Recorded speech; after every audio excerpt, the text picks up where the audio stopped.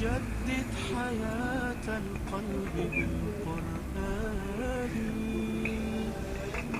كي تطمئن الروح بالإيمان واتلوه بالآناء واستمتر به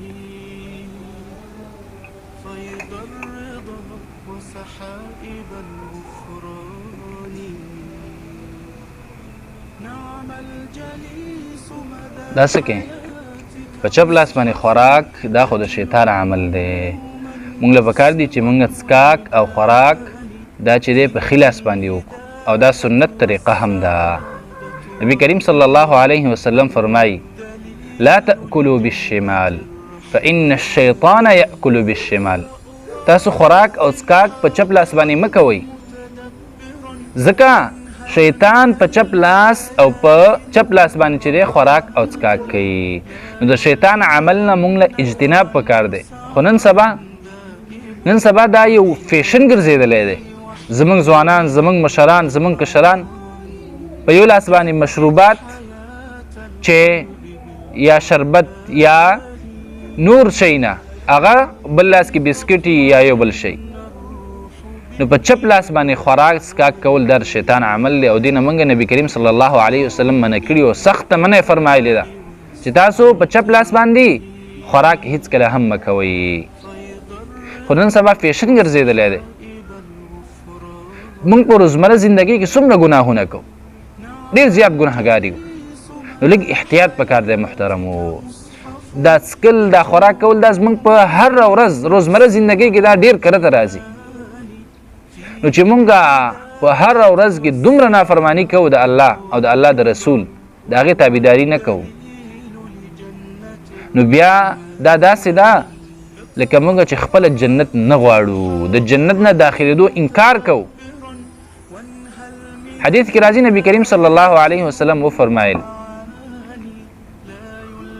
كل امتی يدخلون الجنة الا من ابا.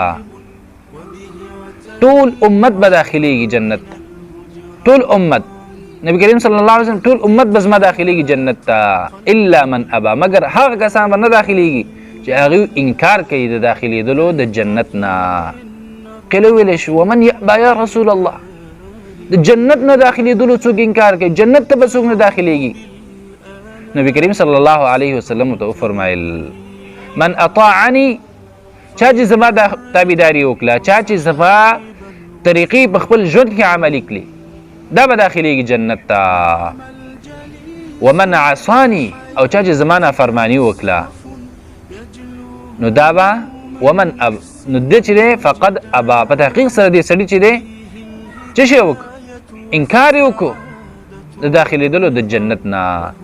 نو دا په چپ لاس باندې خوراک څکاک دا انتهایي ډېر عام شوی دی او د چا ته سوچ هم نه راځي چې دا به ګناه کې راځي نه به راځي. دا زه څه کوم څه نه کوم، نه فیشن ګرځېدلی دی.